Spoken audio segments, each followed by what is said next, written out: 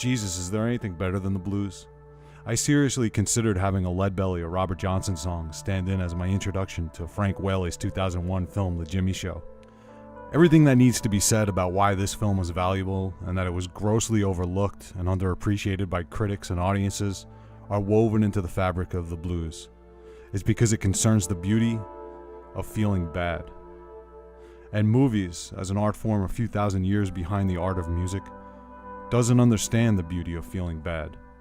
Feeling bad isn't in the movie's vocabulary, at least not Hollywood's. Forgive me for once again quoting Edward Albee talking about his play Who's Afraid of Virginia Woolf.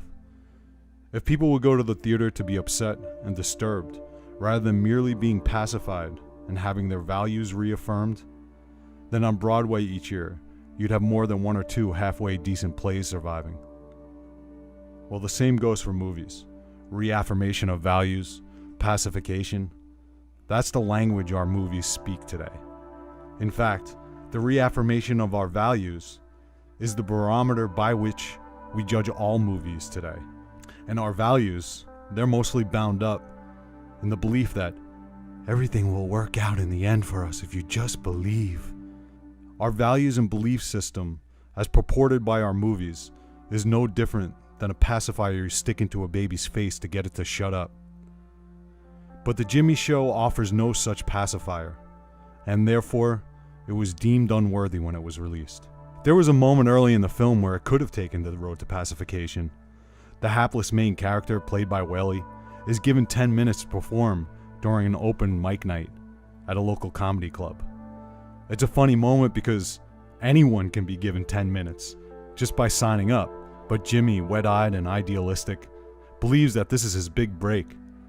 In a mainstream film whose intent is pacification from there, the character would have endured Charlie Chaplin-esque hardships through the second act, but would have ultimately prevailed over them.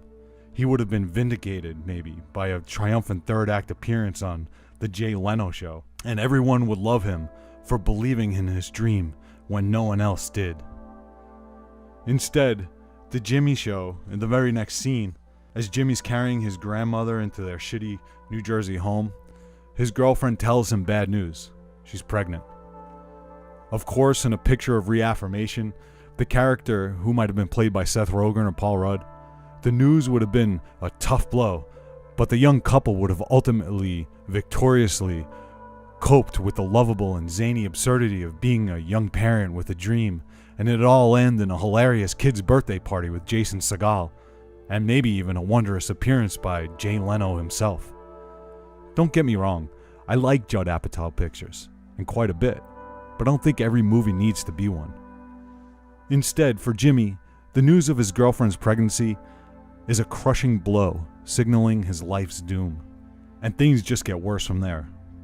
And as perverse as it might sound, it's actually refreshing to see a character sink into the quicksand of his own life, weighed down by his own shortcomings. It's a breath of fresh air to see someone fail and fail and fail again, to see them struggle and succumb, to feel embarrassed for them because they just can't see that their dreams are simply out of their reach and always will be, even as they reach so desperately for them. Because sometimes, some dreams are out of reach. Sometimes love is lost and you can't get it back. Sometimes you're going to fail.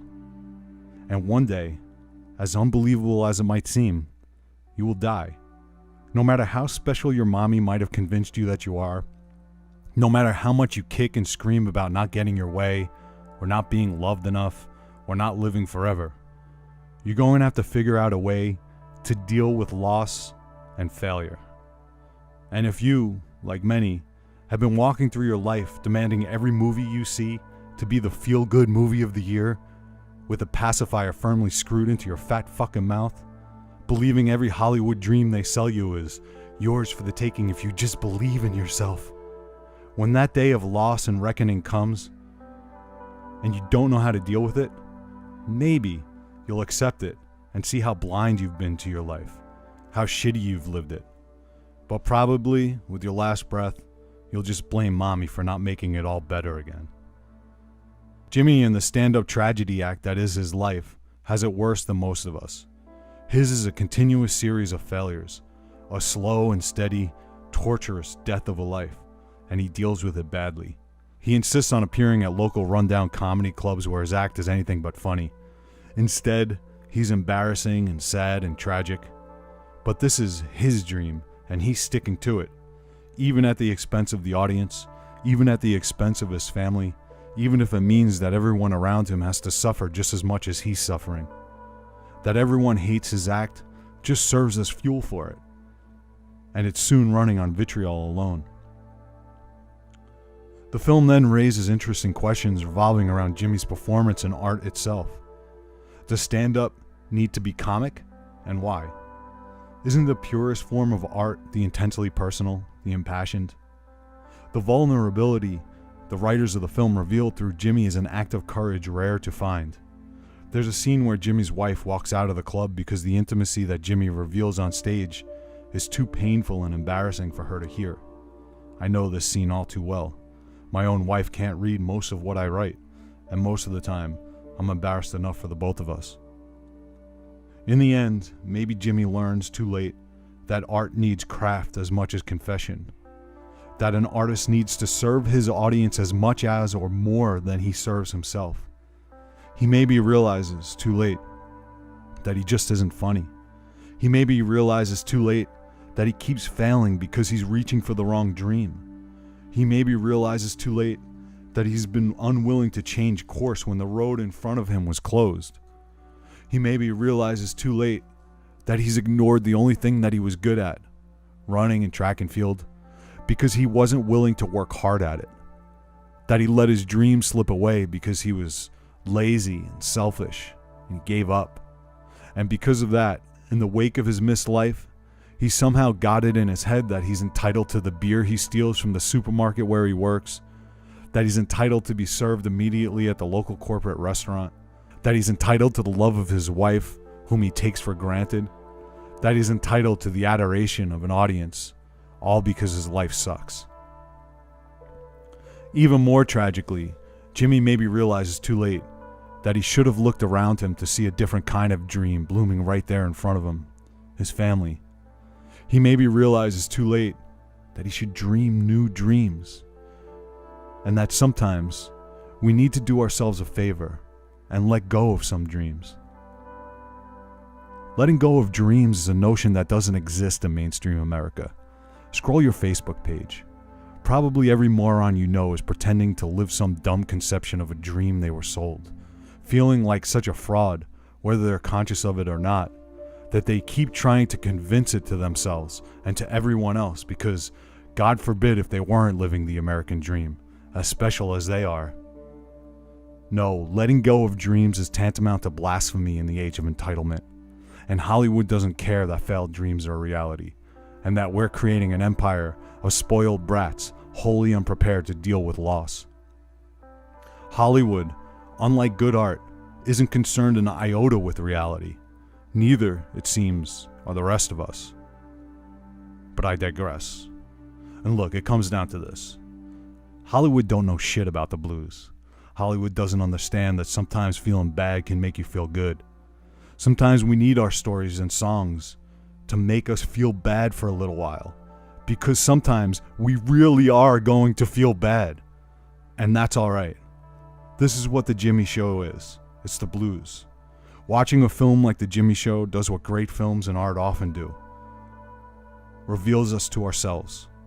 It tells us bluntly that sometimes our lives will be painful and sometimes we're going to fail and fail big. And that the only redemption we can hope for is understanding why we failed. And that sometimes that understanding only comes on a train platform as you wave goodbye to your life and realize that all your love's been in vain.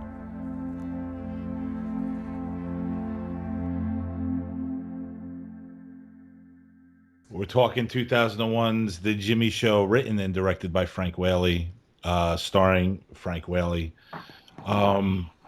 Joe, great introduction. One of the best you've done. Let me start off by saying that your comparison to this being the blues is absolutely fucking dead on. And let me tell you why, real quick, and why where I found this movie. Well, where I found this movie and when I watched it and where I was at that point in my life.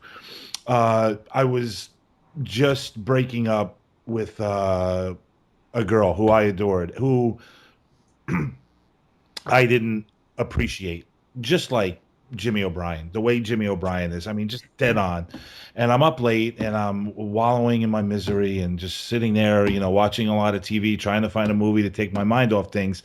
And at 4 or 5 o'clock in the morning, the Jimmy Show wanders onto IFC, and I know Frank Whaley, so I'm like going to give it a shot. It says that he wrote and directed it. Why not watch it?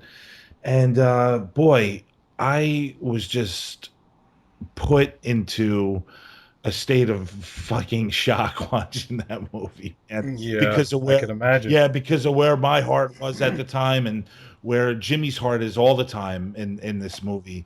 He is self-destructive, like he is just not appreciative of anything he has, and it just reminded me a lot of myself, how at that time, and just again watching it where I can be at times. It's amazing to me that you called that called this film the blues, Joe. That is so dead on, and I totally appreciate it, and I really appreciate the fact that you actually like this movie.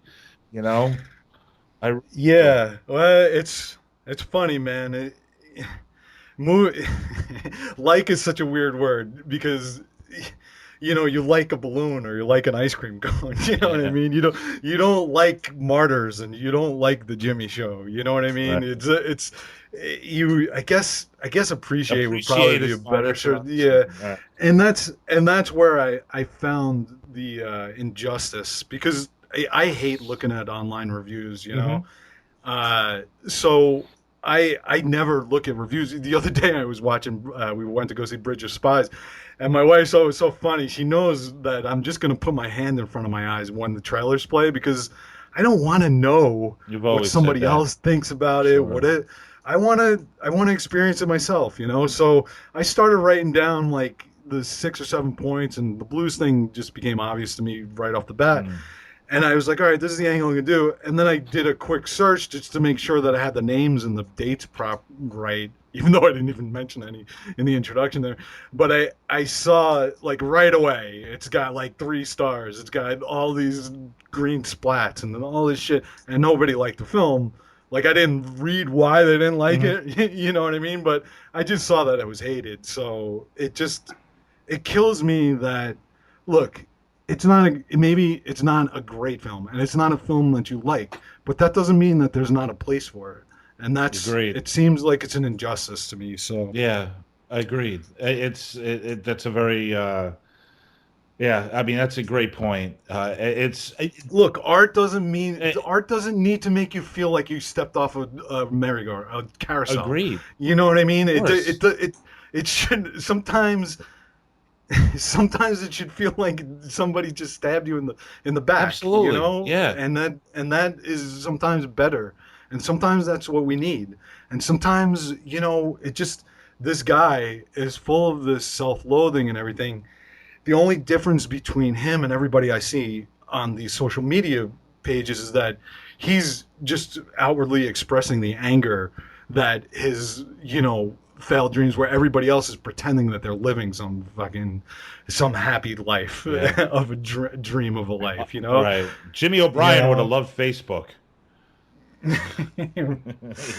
Right. The funny thing is that Jimmy O'Brien would probably like, oh, my act is so great, I'm doing so great, and all this stuff. Right. And, Right. Well, he's an entertainer. He deserves to be seated. He deserves to be seated.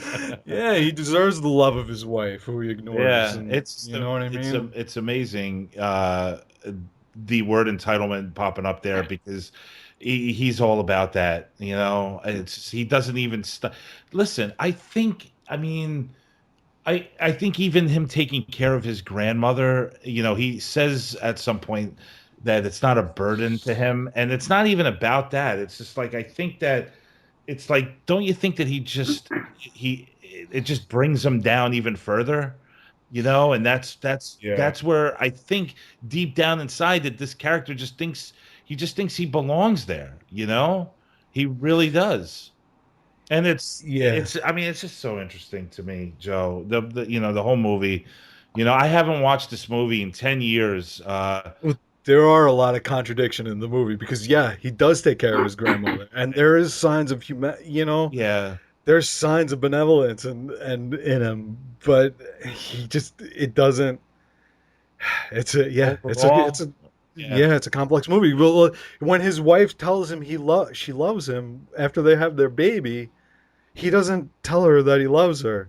But Right. then in his act, he says she's my best friend, and I fell in love with her the minute I saw Right. her. So, Well, that's yeah, another great it's scene too, because he wanders into that emergency room and he demands to be taken care. His situation, he doesn't think about any other buddy situation that it's could be fine. going on there. It's his situation that matters the most. It needs to be taken care of immediately, and he's just like having a temper tantrum, you know. And his wife Yeah, says that she loves him before she goes in and has labor, Joe, which is a right, really right, pretty moment. But you're right, right, it's right. kind of spoiled because he doesn't react to it, you know.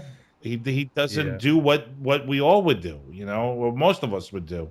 uh let's go with Adam first. I'm gonna assume that this is the first time you came across this picture, like probably the other three guys here. Adam, Yeah, what did you think of Whaley's little film here? it was. I'd never heard of the film, Hmm. and you know, if anytime on any show that I'm on, if there is a film that I have not heard of, don't know much about, I go into it blind. I just go into just start watching it, and then I'll do a little research after the fact. Sure. And so I had no idea other than just the general tagline, for the film. And when it started, initially it was like, this just seems like a little low budget kind of. Yeah, it didn't grab me, but suddenly, right around when he did that first stand up routine, if not even a little sooner, suddenly I, I was in, and I was so happy that you chose this movie because I would have never probably ever even heard of this movie, Hmm. Right. known it even Yeah, existed. me And too. what a great film it turned out to be. And it started feeling very personal, like a project of love. And then of course at the end when I discovered that Frank Whaley wrote and directed it as well, which I didn't know.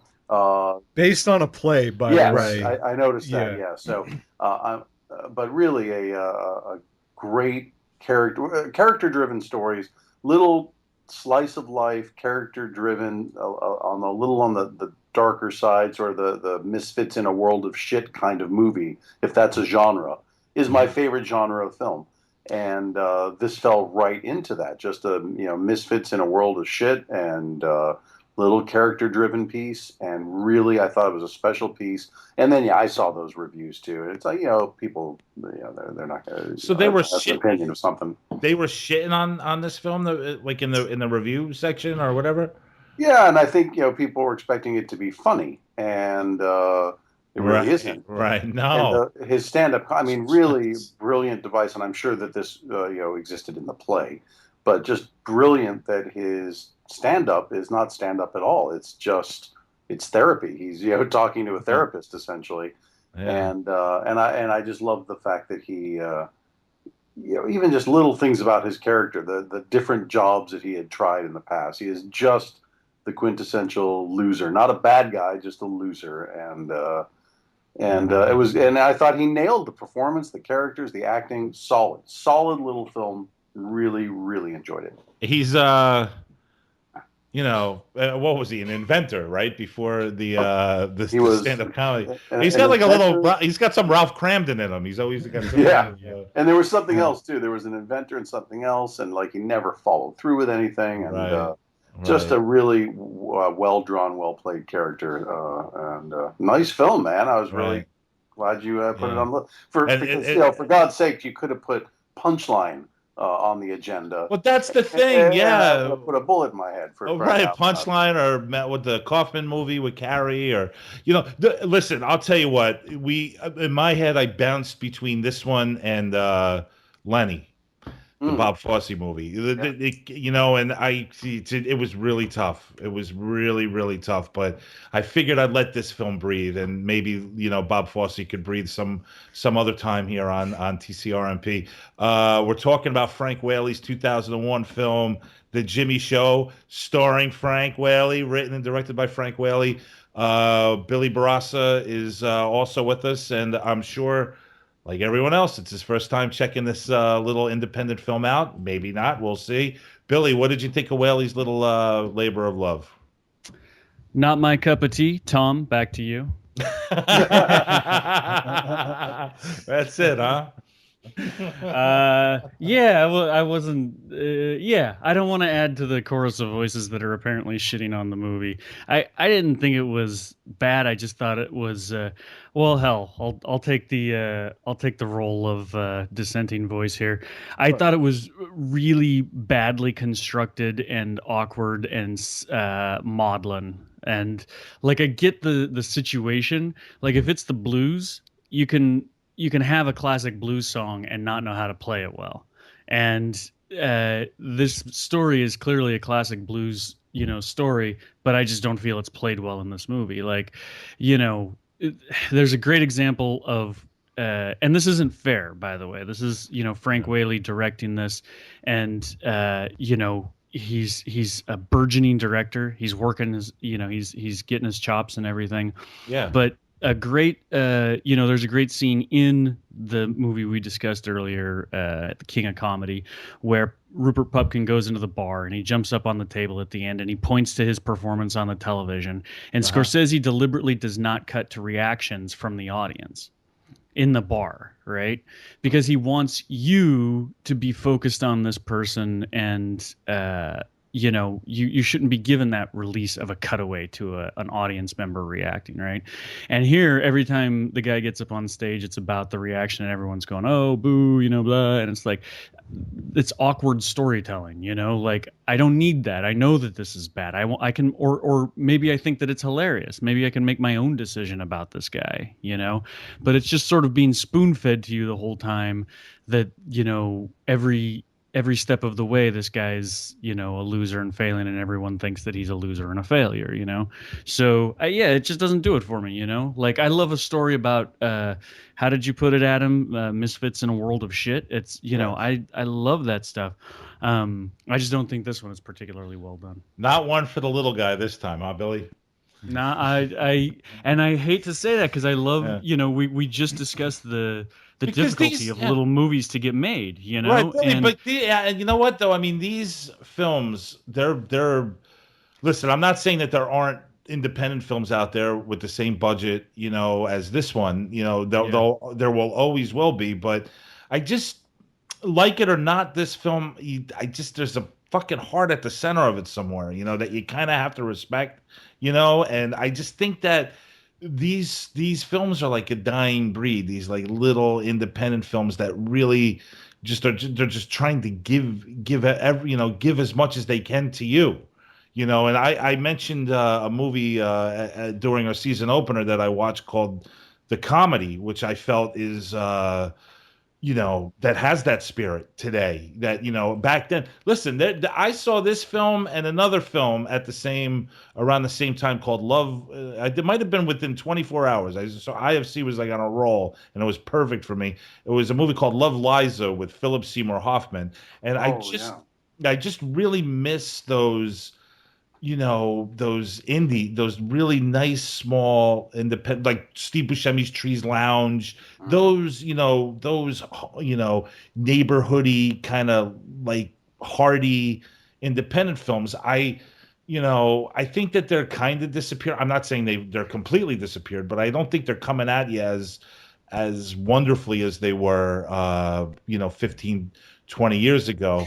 While I was watching this, I was wondering, Tom, if this was like, do you feel like Frank Whaley's character is to you what Luke Skywalker is to me? Is this like, is this a mythological figure in your mind that you feel like an affinity for his story that is? I just know, I know what it's like to be selfish. I know what it's like, to to want more than you have, and it's probably unrealistic that you'll ever obtain that goal. I completely relate to Jimmy O'Brien in a lot of ways. His inability, I mean, he's ineffective with his wife, even though she's probably a lot better looking and a lot cooler than he actually deserves. She actually gives him a child.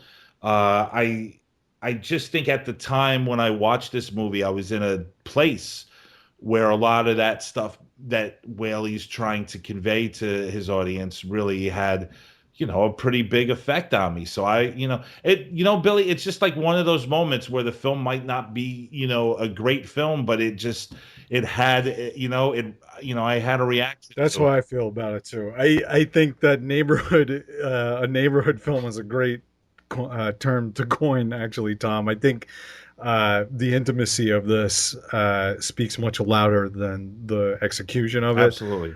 I think that exactly what you're saying is that the heart of this film, and look, both of us might be a little bit biased toward this film because of its locale. And, I was watching it. I was like, characteristics man, of it. this is like New Jersey, the movie.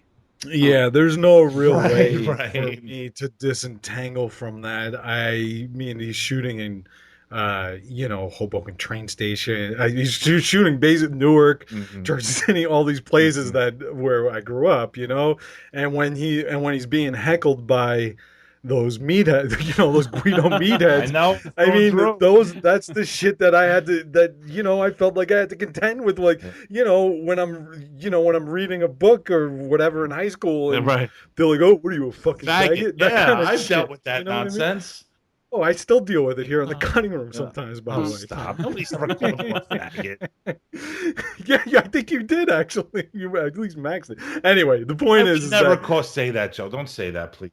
okay, who's your girl? All right, I'm not gonna get into this. I'm gonna get into that. The point is that, yeah, it feels like it hits an emotional target. I think you feel like that too, right? Obviously, you're not too far away from where this was all being filmed. I think this was more in North Jersey, Yeah, but it's New Jersey. New Jersey. Yeah, Billy, you it's- think? I mean, right? No, it's funny, Billy. You think that really helps with my, liking toward the film? Is that it is a New Jersey film? I mean, I didn't really give too much thought to it, other than, yeah, I think that plays into it a little bit. plays into it. Yeah. I mean, listen, as a non, New Jersey native, I spent 18 months there, and that was like watching this movie is like ticking off a checklist of life in New Jersey. Like everything from the light, the brick buildings that he works in, that cold late autumn day. yeah, right? everything, the cars, like as soon as those guys started heckling him in the bar, the fact, like, from the opening shot, he drives past the building and there's this shitty little sign hanging on the side of a shitty little building, and it's a comedy club, and I'm like, oh Jesus, Mary and Joseph, like, it strikes you right in the heart. yeah. So it's like that aspect of it. I mean, I can get into that, but I also, it's possible that I'm actually less favorably inclined toward it for that same reason that you're favorably inclined toward it. You know what I'm saying? Is it's Sure. like I know it too well, and I'm like, oh, I'm kind of rolling my eyes, like, yeah, like I've been hearing this story from guys from New Jersey for so long. I don't want to hear it one more time, Fair enough. All right. But the truth of it is it's just resounding, and it's powerful, I guess, to guys like me and Tom, just because we've just felt it. We feel it so closely. Yeah. I mean, You've seen it. the other thing is that just what I was sort of kind of going over in my review there is that look, it would have been easy for me to pick apart the execution of it a little bit. I mean, the soundtrack was Terrible. it's terrible. I agree. I mean, it's just that was bad. some peppy rock, I gotta say.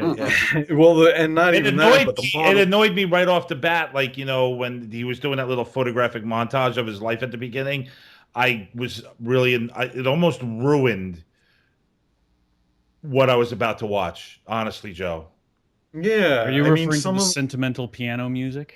Yeah. Well, again, it was just it was more of a rocky piano-y, Wasn't that his brother that did all the music? And see, that's the thing that I And was that's the gonna say. piano music is rough, Yeah, man. it is. Yeah, It's his it's brother. rough. His brother's doing that. That's Yeah. Well, and again, it's just that the heart, even of that, just speaks louder than the execution of it in a lot of ways. You know, I feel like there's a lot of blood in this. You know, and that's why I don't want to throw my voice into that gravel pit. You know, and to take it to give it a different look. You know. yeah. And I would say that, just like to get specific about cutting to the audience members.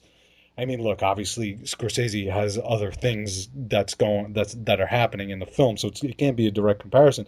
But the excruciating embarrassment of this dude Jimmy's performances are only intensified by those reactions, those slow, terrible, or fucking He reactions.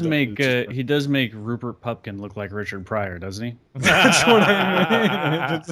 That's what I'm saying. Well, It's Pumpkin's just act like, isn't that bad. Ooh. I mean, it's not. well, it's, that's As compared to Jimmy. seen worse. Yes. Yes, absolutely. of course. Yeah. you know what's funny is, before I started thinking about Pupkin's end monologue as a sort of a delusion, I sort of thought about it as Scorsese commenting on, the fact that he eventually became successful, is that success is dependent on a media, something being acceptably mediocre. You know what I mean? Like Pupkin's monologue there at the end. I don't know. That's a little bit off the beaten track. Take it easy, Joe. Oh man! All right, Frank Whaley's The Jimmy Show from 2001, written, directed, and starring Frank Whaley. I'm going to throw out there, if anybody has anything else they want to say about The Jimmy Show or anything stand-up related, now would be the time to do it. Otherwise, we're going to start wrapping things up in just a few minutes. I will say, in just the last thing, I feel that it's fair to criticize a movie on its own terms and everything, and despite all that, I always think that films like this should be made. The neighborhood. That's film, what I'm love getting that at. idea. Yeah. It's like this. There's and I think it's actually kind of fun to root for your to root for the home team. When I saw that there's a movie that came out last year, the year before, by John Turturro, and it was with Woody Allen, and he plays a guy who becomes a gigolo. Turturro becomes a gigolo. I can't remember. Yeah, I saw that. He's a Jewish gigolo, right? Well, no, he ends up having thinking of something an else. emotional entanglement with an Orthodox Jewish Oh, yes, woman. yes. And yes. it's all. I mean, it was basically shot on my front door, right? And my girlfriend and I go and see it, and we came out going, that was great. It was so nice to see just people in our neighborhood acting the way people in this area act, And I love that movie, but I'm rooting for the home team, like they're showing something that I like, and I'm glad that movie was made. And the more of those that can be made, the better movies will be. So that's my defense of myself. Does anybody find it odd too, if and I'm just running this through my head, and I'd like to investigate it a little bit further, that what we've now coined the independent neighborhood film is like, check it out. I was just thinking about this. It's like, for some reason, it seems like it's usually done by an actor taking, doing some directing. Because like I said, Buscemi's Trees Lounge, and this film by Frank Whaley, or Zach Braff's Garden State, or whatever. There's a great one called God's Pocket, another Jersey film. Tom, I recommend to you. God's Pocket. Yes, I'm pretty sure that's what it's There called. is a It's film, freaking great. and I just ran across it the other day too. But that's the name of it. Yeah, it's great. Sean It's freaking Penn did a couple of films. One was The Pledge with Jack Nicholson, which is like an Yes. intimate character study. Sure. Yes. Yeah. See, I mean, it's just it's weird. I mean, even like Angelina Jolie is going gangbusters, but she's gone into like Hollywood blockbuster mode, Right. And even Clint Eastwood seems like, his big films, they're like neighborhoody, like Mystic River, or with the Gran Torino, it's just interesting. Ben Affleck went all Boston-y But he went for the ice That's cold. true. Heist See, I mean, movie. there's something to be said about that. But I praised Affleck's Direction? one of his Boston movies. No, the casting. The casting in one of his movies. I can't remember which Was one it is. Gone Baby Gone? Or It was either that one or it's one of his, The Town or Gone Baby Gone. But I was blown away at how realistic the people were, because when you walk around not the suburbs, but the outer neighborhoods of Boston, I mean, that's Gone Baby verbatim Gone, what it is. yeah. Yeah. Yeah, Gone Baby Gone. That's has a great cast. Yeah. Yeah. And his yeah, brother star Casey was really good. Mm. I mean, that dude's really fucking awesome. There's a Kevin Costner movie that no one likes called Open Range. Did you guys ever see that? I did. It is a yes. fine fucking Western, man. Like, if you guys haven't seen it, check it out. But it's it's intimate. It's Robert Duvall and him, and it's a very introverted character study, you know? I think Ron Howard might have directed that one. No. Mm-hmm. Kevin Costner. Costner did it? Yeah, he directed it. It was the last sort of movie Hollywood gave him a chance on.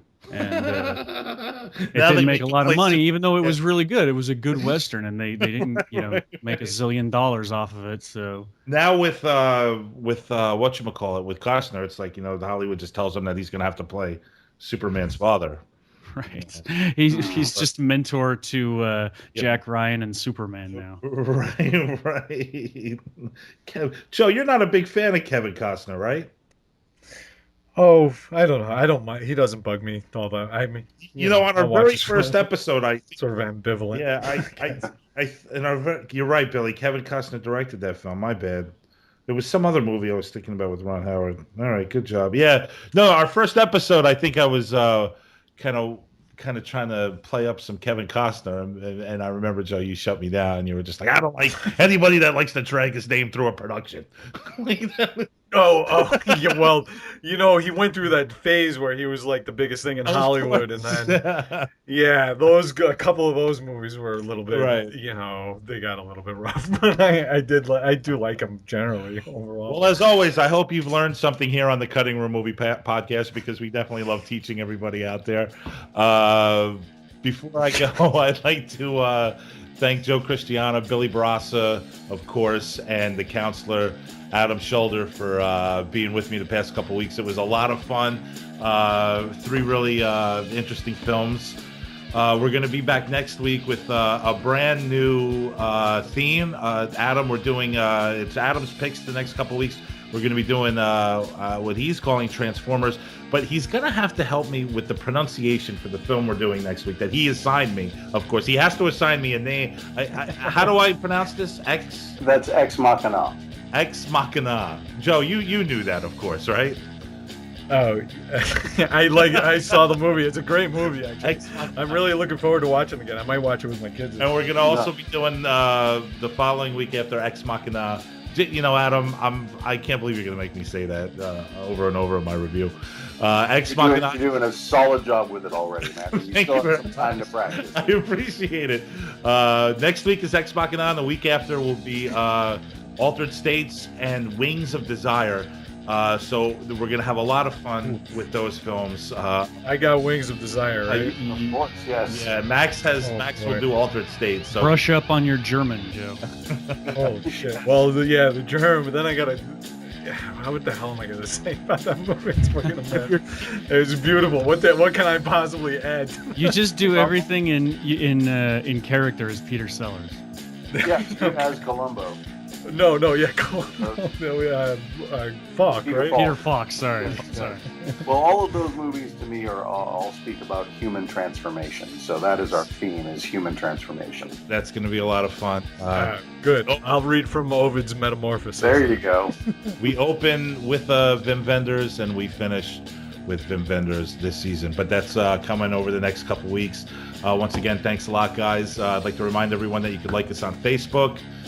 Follow me on Twitter at Thomas Stetloff at TCRM Podcast. The music is done by the Zillatones. You can check them out at www.thezillatones.com or search for the Zillatones on Reverb Nation. That would be really cool.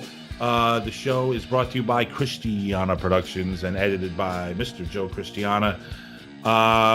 Hey, check out Joe's films at ChristianaProductions.com. Joe, we had a lot of Halloween stuff, so we put out Meat Cycle and The Nightmare. I actually, Tis the season. yeah, tis the season. I actually rewatched The Nightmare. It's always it always brings me great joy, man. I think it's Nice. wonderful. Yeah. Thank you. Seriously, so get over to ChristianaProductions.com. Check out Joe's stuff.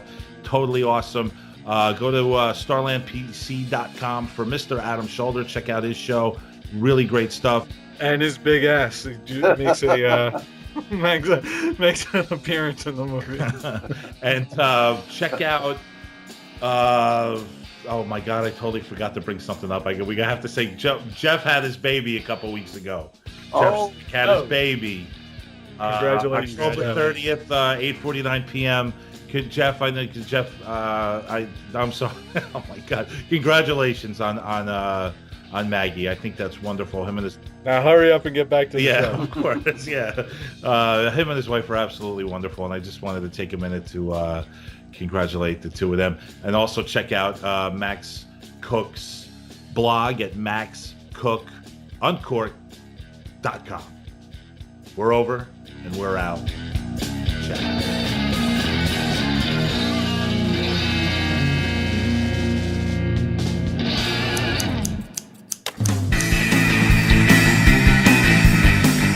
Tune in next time to satisfy more of your strange desires.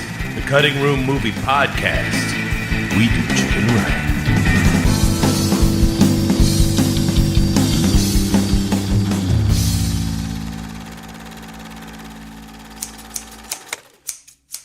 And to see them struggle and succumb, to feel embarrassed for them because they just can't see that their dreams are simply out of their reach and always will be, even as they reach so desperately for them. Because sometimes, some dreams are out of reach. Sometimes love is lost and you can't get it back. Sometimes you're going to fail. And one day, as unbelievable as it might seem, you will die. No matter how special your mommy might have convinced you that you are, no matter how much you kick and scream about not getting your way, or not being loved enough, or not living forever, you're going to have to figure out a way to deal with loss and failure. And if you, like many, have been walking through your life demanding every movie you see to be the feel-good movie of the year, with a pacifier firmly screwed into your fat fucking mouth, believing every Hollywood dream they sell you is yours for the taking if you just believe in yourself, when that day of loss and reckoning comes, and you don't know how to deal with it, maybe you'll accept it and see how blind you've been to your life, how shitty you've lived it. But probably, with your last breath, you'll just blame mommy for not making it all better again. Jimmy, in the stand-up tragedy act that is his life, has it worse than most of us. His is a continuous series of failures, a slow and steady, torturous death of a life, and he deals with it badly. He insists on appearing at local rundown comedy clubs where his act is anything but funny. Instead, he's embarrassing and sad and tragic.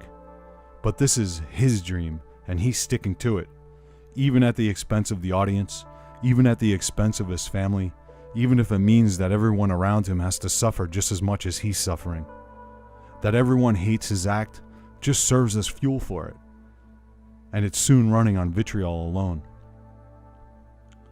The film then raises interesting questions revolving around Jimmy's performance and art itself.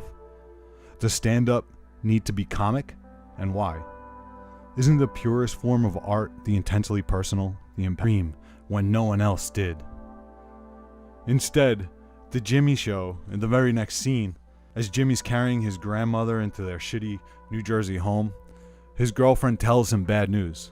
She's pregnant.